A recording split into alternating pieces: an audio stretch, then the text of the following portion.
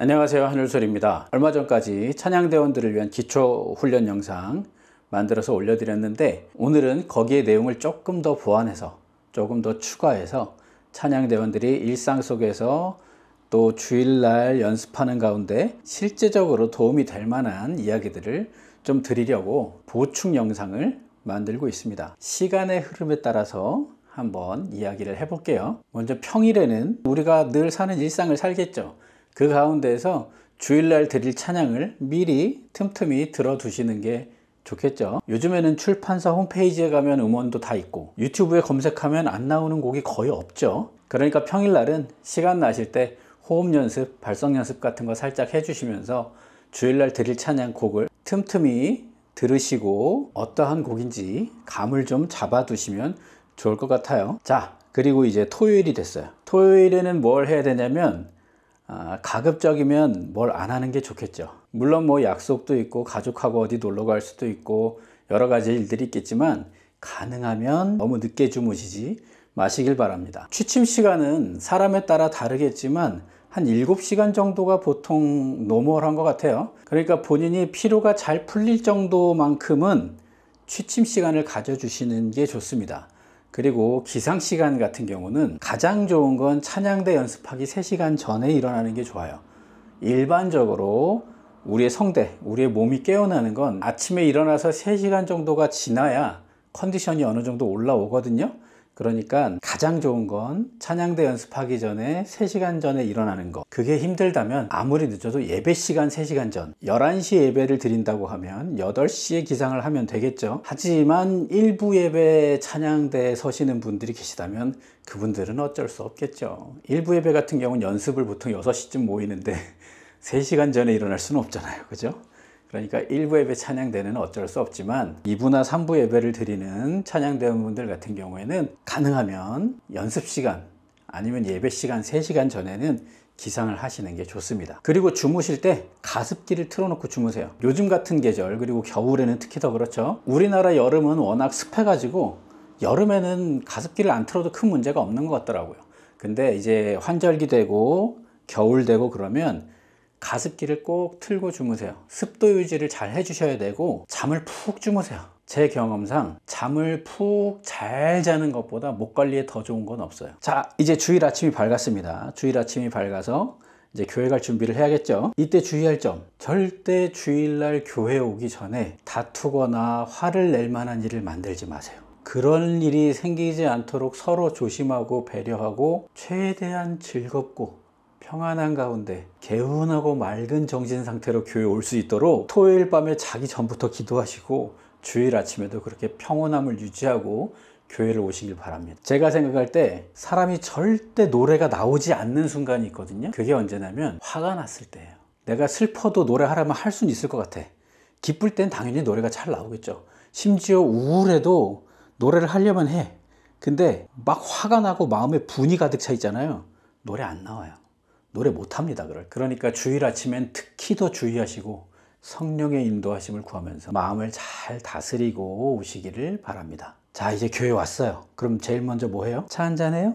막 악보 챙겨요? 그렇지. 기도해야죠. 오셨으면 일단 기도부터 하시고 그 다음에 악보 챙기고 시간이 좀 여유가 있으면 대원들하고 담소도 나누면서 차도 한잔 드시고 그러실 수도 있고, 그러는 가운데 입도 풀고 혀도 풀고 턱도 풀고 성대도 좀 마사지하고 주변 사람들하고 같이 어깨도 좀 주물러 주면서 미리 몸을 좀 릴렉스하게 풀어두세요. 소리 점검도 좀 하고, 그죠? 허밍을 좀 하든지 간단하게 자신의 목 상태를 점검하고 좀 워밍업을 해두시는 게 좋겠죠. 그러면서 오늘 드릴 찬양의 악보를 살펴보시는 거예요. 기초훈련 영상 이론편에 나온 것들이 악보를 보면 다 나와 있어요. 그래서 악보를 딱 펼치시면 템포가 어느 정도고 4분의 4박자, 그리고 여기는 피아노, 여기는 포르테, 음악의 흐름이 이렇게 되는구나, 음악 진행이 이런 데 돼서 여기 도돌이표가 있고 여기 달세뇨가 있고 이런 것도 보시면서 마지막 고음 미쳤구나 이러면서 악보를 쭉 한번 살펴보시는 거예요. 그리고 악보를 보시면서 꼭 해주셨으면 하는 건 가사를 찬찬히 읽어보시면서 그 가사가 정말 나의 고백이 될 수 있게끔 그 가사의 의미를 마음속에 새기는 시간들을 꼭 가져보시기를 바랍니다. 저 같은 경우는 곡을 선정할 때도 가장 먼저 중요하게 보는 것이 가사거든요. 곡이 아무리 좋아도 신학적으로 내용이 좀 애매하다든가 예배에 적합하지 않은 내용이라든가 등등 가사를 기준으로 먼저 곡들을 좀 선정을 하는 편입니다. 아무튼 이제 연습이 시작됐습니다. 당연히 지휘자를 잘 보고 잘 따라가야겠죠. 가능하면 연필을 준비하셔서 지휘자가 얘기하는 것들을 최대한 빼먹지 말고 다 체크를 하세요. 자신의 머리를 믿지 마십시오. 저도 제 머리 믿지 않습니다. 저도 체크해야 될 게 있으면 바로바로 다 체크를 해요. 악보에다가. 그러니까 여러분들도 연습할 때 지휘자가 얘기해 주면 아 그래 그렇구나 하고 넘어가지 마시고 체크를 해두세요. 안 그러면 다음번에 할 때 반드시 까먹고 또 다른 거 합니다.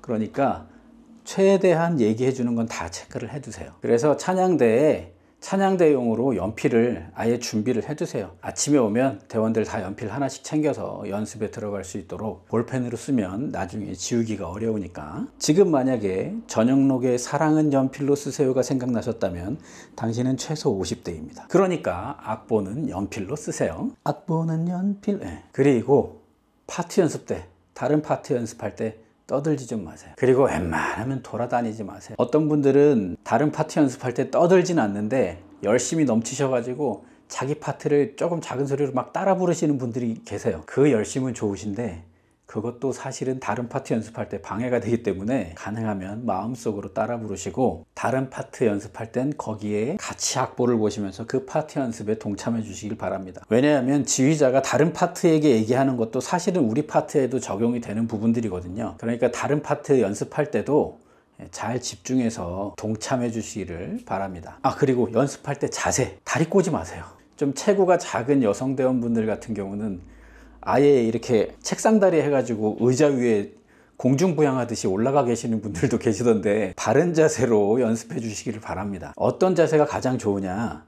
한 동작으로 일어날 수 있는 자세로 노래를 하세요. 말하자면 일어서 했을 때 군더더기 없이 깔끔하게 한 번에 딱 일어날 수 있는 그 자세, 그죠? 그러려면 당연히 코어에 힘이 들어가 있는 자세겠죠. 그리고 다리를 쭉 뻗고 있거나 다리를 꼬고 있거나 구부정하게 앉아 있으면 한 동작으로 일어날 수가 없겠죠. 찬양을 안 부를 때는 좀 편하게 계실 수도 있겠지만 일단 지휘자의 준비 사인이 들어가고 찬양을 불러야 된다 그러면 그땐 바로 자세를 고쳐 잡으시고 바른 자세로 찬양을 드리시기를 바랍니다. 연습이긴 하지만 그것도 찬양입니다.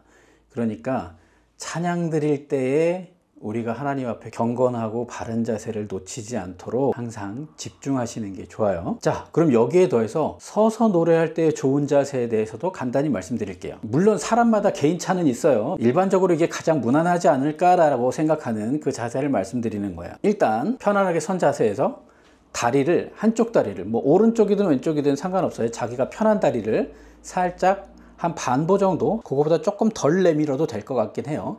그래서 반보 정도만 살짝 내밀어서 자연스럽게 중심을 잡으시고 이때 무게중심은 앞쪽 발에 살짝 더 들어가게 두시면 됩니다. 그리고 가슴을 열어주세요. 즉 몸의 공간을 열어놓고 펼쳐놓고 하시라는 겁니다.